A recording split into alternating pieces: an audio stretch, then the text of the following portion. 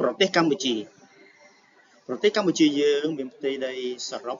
181,035 គីឡូម៉ែត្រការ៉េ ដែលមានប្រជាជនជាង 16 លាននាក់ មុននឹងចូលទៅដល់បន្តវីដេអូ សូមជួយចុច Subscribe ចំពោះទីក្រុងភ្នំពេញ ទីក្រុងភ្នំពេញយើងគឺមានផ្ទៃកាឡាសរុបជាង 678.46 គីឡូម៉ែត្រការ៉េ ហើយទីក្រុងភ្នំពេញ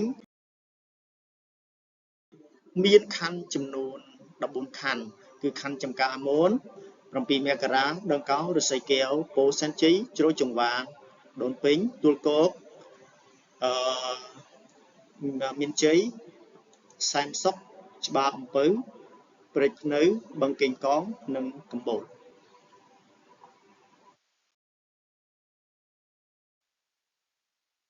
ពេញមាន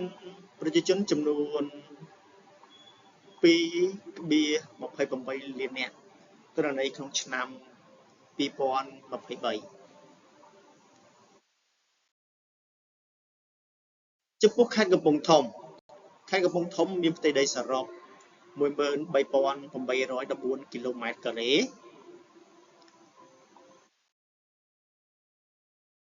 ហើយមានស្រុកចំនួន 9 ស្រុក គឺមានបារាយណ៍ ស្រុកបារាយណ៍ កំពង់ស្វាយ ស្រុកស្ទឹងសែន ស្រុកបាឡាំង ស្រុកប្រាសាទសម្បូរ ស្រុកសំដាន ស្រុកសន្ទុក ស្រុកតាំងគោក និង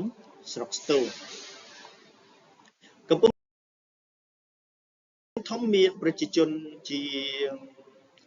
7,398 នាក់ ទិន្នន័យនៅក្នុងឆ្នាំ 2019 ចំណែកខេត្តសៀមរាបមានផ្ទៃដីសរុប 10,299 គីឡូម៉ែត្រការ៉េ សៀមរាបមានស្រុកចំនួន 12 ស្រុក គឺស្រុកអង្គរជុំ ស្រុកអង្គរធំ ស្រុកបន្ទាយស្រី ស្រុកជីក្រែង ក្រឡាញ់ ស្រុកពួក ស្រុកប្រាសាទបាគង សៀមរាបឬក្រុងសៀមរាប សុទ្ធនិគម ស្រីស្នំ ស្វាយលើ និងវ៉ារិន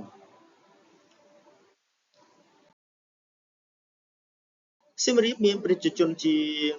1,114,616 នាក់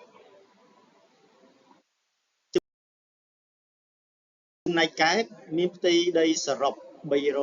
336 គីឡូម៉ែត្រការ៉េ កែបមានស្រុកតែ 2 ទេ គឺស្រុកដំណាក់ចង្អើរ និងស្រុកកែបឬក្រុងកែប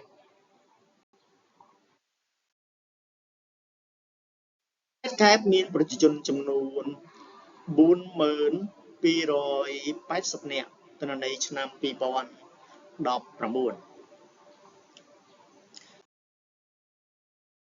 ចំពោះខេត្តត្បូងឃ្មុំ មានផ្ទៃដីឬក៏ផ្ទៃកាឡាសរុប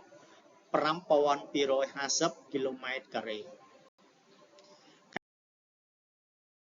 ខេត្តត្បូងឃ្មុំមានស្រុកចំនួន 7 ស្រុក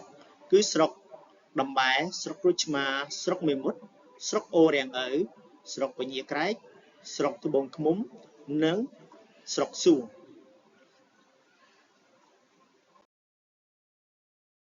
ប្រជាជននៅខេត្តត្បូងឃ្មុំមានចំនួន 7,26,841 នាក់ ទិន្នន័យឆ្នាំ 2019 ចំណែកខេត្តឧត្តរមានជ័យ មានផ្ទៃកាឡាសរុប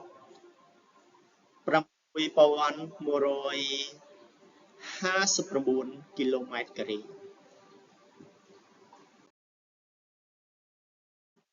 ខេត្តឧត្តរមានជ័យមានស្រុកចំនួន 5 ស្រុក គឺស្រុកអន្លង់វែង ស្រុកបន្ទាយអំពិល ស្រុកចុងកាល់ ស្រុកសំរោង និងស្រុកត្រពាំងប្រាសាទ ខេត្តឧត្តរមានជ័យមានប្រជាជនចំនួន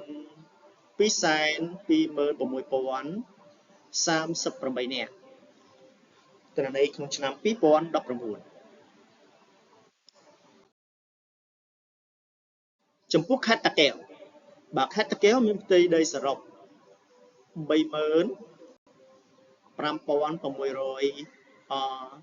3,563 គីឡូម៉ែត្រការ៉េខេត្តតាកែវមានស្រុកចំនួន10គឺស្រុកអង្គរបូរីស្រុកបាទីស្រុកបូរីជលសាស្រុកគិរីវង្សស្រុកកោះអណ្ដែតស្រុកព្រៃកបាស់សំរោងដូនកែវស្រុកត្រាំកក់និងស្រុកទ្រាំងតាកែវមានប្រជាជនចំនួន899,485 នាក់ក្នុងឆ្នាំ2019សម្រាប់ខេត្តព្រះសីហនុខេត្តព្រះសីហនុមានផ្ទៃកាឡា888គីឡូម៉ែត្រការ៉េសីហនុមានស្រុក5និងក្រុងមានស្រុក5ទាំងស្រុកនិងក្រុងគឺក្រុងបរសេនុឬក៏ស្រុកបរសេនុព្រៃនប់ស្ទឹងហើរកំពង់សិលានិងកោះរ៉ុងខេត្តព្រះសីហនុមានប្រជាជនចំនួន199,902 នាក់ទិន្នន័យឆ្នាំ2008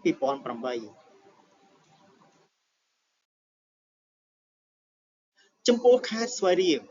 ខេត្តស្វាយរៀងមានផ្ទៃកាឡា2,966 គីឡូម៉ែត្រការ៉េខេត្តស្វាយរៀងមានស្រុកចំនួន8ស្រុកស្រុកចន្ទ្រាស្រុកកំពង់រោស្រុករំដួលស្រុករមាសហែកស្រុកស្វាយជ្រុំស្រុកស្វាយរៀងឬក៏ក្រុងស្វាយរៀងស្រុកស្វាយទៀបហើយនិងបាវិតក្រុងបាវិត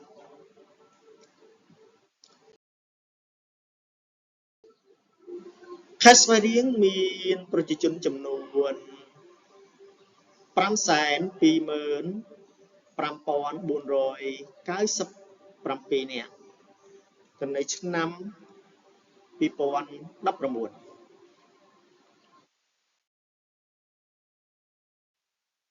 ចំណែកខេត្តស្ទឹងត្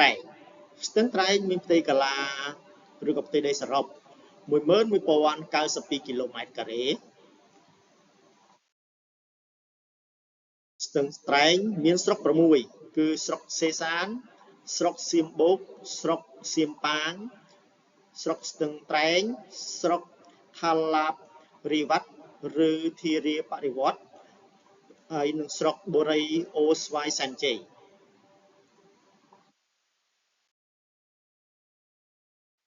ស្ទឹងត្រែងមានប្រជាជនចំនួន165,713 នាក់ឆ្នាំ2019ចំពោះខេត្តរតនគិរីមានផ្ទៃកាឡាសរុប12,782 គីឡូម៉ែត្រការ៉េ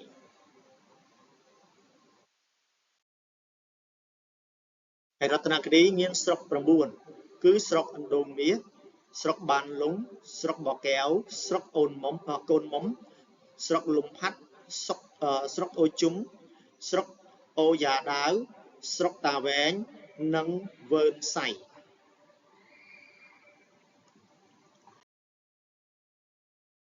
ខេត្តរតនគិរីមានប្រជាជនចំនួន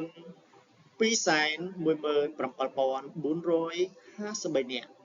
ក្នុងឆ្នាំ2019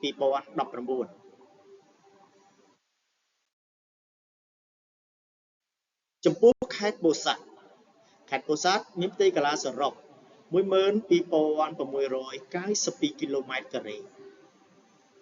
ពោធិ៍សាត់ចំនួន7គឺស្រុកបាកានស្រុកកណ្ដៀងស្រុកត្រកូលស្រុកក្រវាញស្រុកពោធិ៍សាត់ស្រុកវាលវែងនិងស្រុកតាលោកសែនជ័យ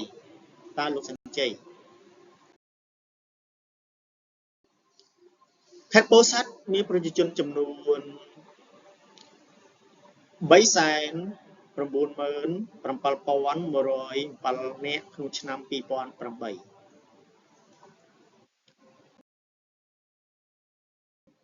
ខេត្តព្រៃវែងមានផ្ទៃកន្លះសរុប 4,883 គីឡូម៉ែត្រការ៉េ ព្រៃវែងមានស្រុក13 គឺស្រុកបាភ្នំ កំចៃមារ កំពង់ត្របែក កញ្ជ្រៀច មេសាង ពាមជរ ពាមរ ពារាំង ព្រះស្ដេច ព្រៃវែង ពោធិ៍រៀង ស៊ីធរកណ្ដាល និងស្វាយអន្ទរ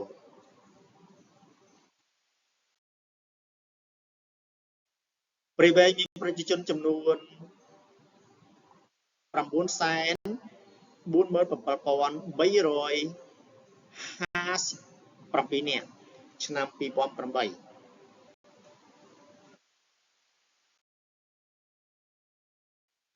ខេត្តព្រះវិហារមានផ្ទៃដីសរុប 13,788 គីឡូម៉ែត្រការ៉េ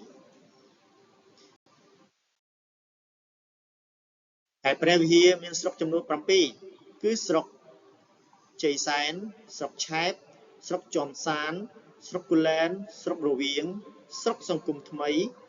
ស្រុកត្បែងមានជ័យ ហើយនិងព្រះវិហារ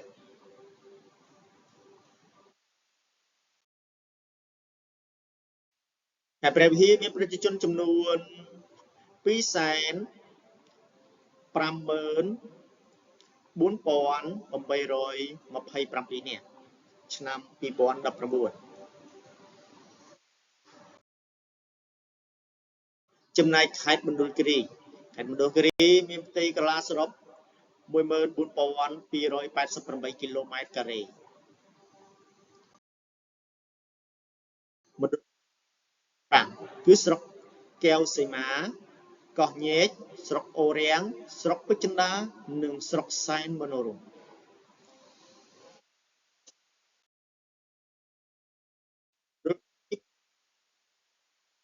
3,441 នាក់ គណនេយ្យក្នុងឆ្នាំ 2019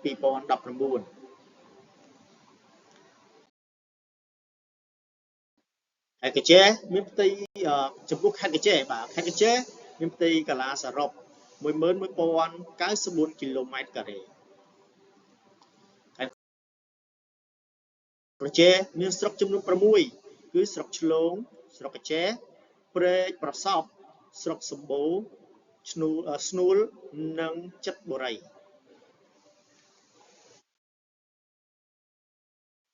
ខេត្តក្រចេះមានប្រជាជនចំនួន 4,017,321 នាក់ ក្នុងឆ្នាំ 2019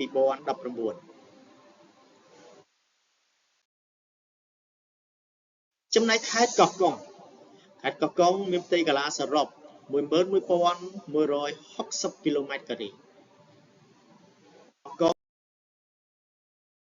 មានស្រុកចំនួន 7 គឺស្រុកបទុមសាគរ ស្រុកគិរីសាគរ ស្រុកកោះកុង ខេមរភូមិន្ទ មណ្ឌលសីមា ស្រែអំបិល និងថ្មបាំង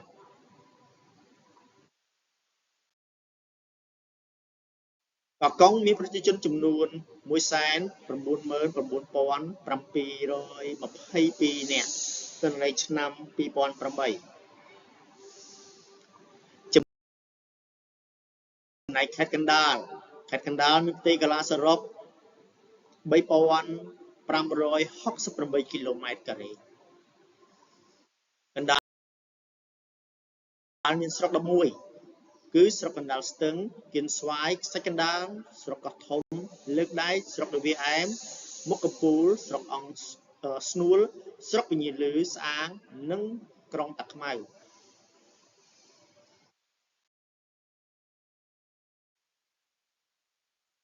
ខេត្តកណ្ដាលមានប្រជាជនចំនួន 1,265,805 នាក់ ទិន្នន័យឆ្នាំ 2008 ចំណែកខេត្តកំពតមានផ្ទៃកន្លះសរុប 4,873 គីឡូម៉ែត្រការ៉េ កំពតមានស្រុកចំនួន8គឺស្រុកអង្គរជ័យស្រុកបន្ទាយមាសស្រុកឈូកស្រុកជុំគិរីស្រុកដងតុងស្រុកកំពង់ត្រាចឈូស្រុកទឹកឈូបាទទឹកឈូនិងកំពត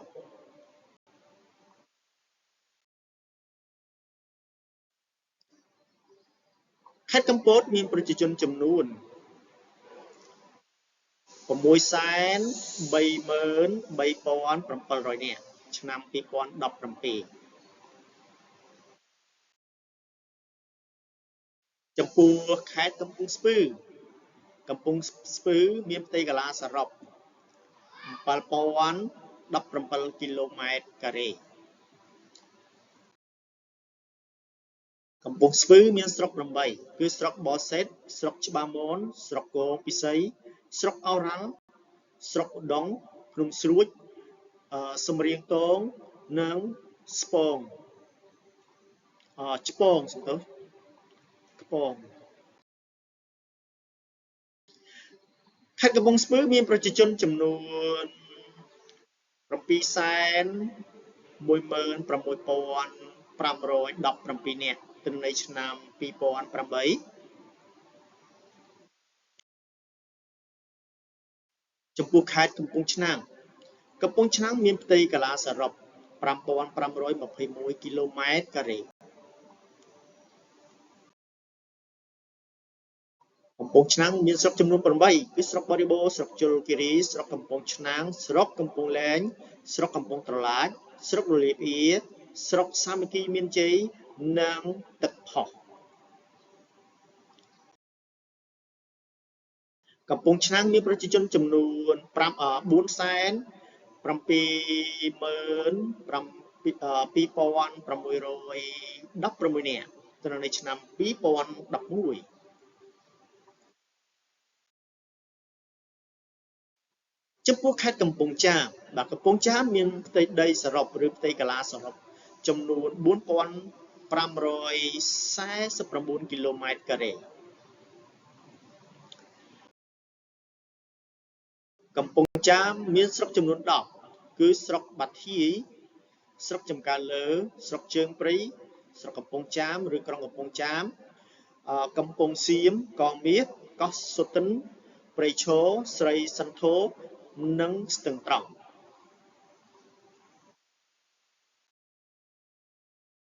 កំពង់ចាមមានប្រជាជនចំនួន1,680,694 នាក់ឆ្នាំ2008ចំណែកខេត្តបាត់ដំបងគឺមានផ្ទៃកន្លាសរុប11,702 គីឡូម៉ែត្រការ៉េខេត្តបាត់ដំបងមានស្រុកចំនួន14គឺស្រុកបាណន់ស្រុកថ្មគោលស្រុកបាត់ដំបងបវេសបវលឯកភ្នំមោងរិស័យរតនមណ្ឌលសង្កែសំឡូតសំពៃលូនភ្នំព្រឹកកំរៀងកោះក្រឡនិងរុក្ខគិរី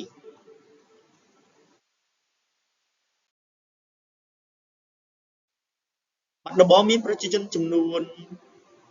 1,095,862 នាក់ទិន្នន័យក្នុងឆ្នាំ2023ចំណែកខេត្តបន្ទាយមានជ័យមានផ្ទៃកន្លាសរុប6,679 គីឡូម៉ែត្រការ៉េបន្ទាយមានជ័យមានស្រុកចំនួន9គឺស្រុកមង្គលបុរីភ្នំស្រួចព្រះនេត្រព្រះអូរជ្រៅសិរីសភ័ណ្ឌថ្មពួកស្វាយជែកម៉ាឡៃនិងប៉ោយប៉ែត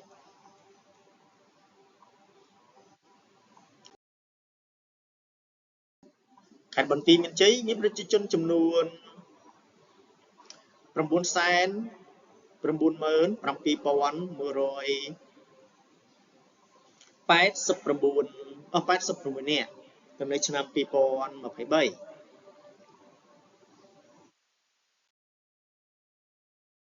ចំពោះខេត្តបៃលិនមានផ្ទៃកន្លះសរុប803 គីឡូម៉ែត្រការ៉េបៃលិនមានស្រុកចំនួន2គឺបៃលិនឬក្រុងបៃលិននិងសាឡាក្រៅ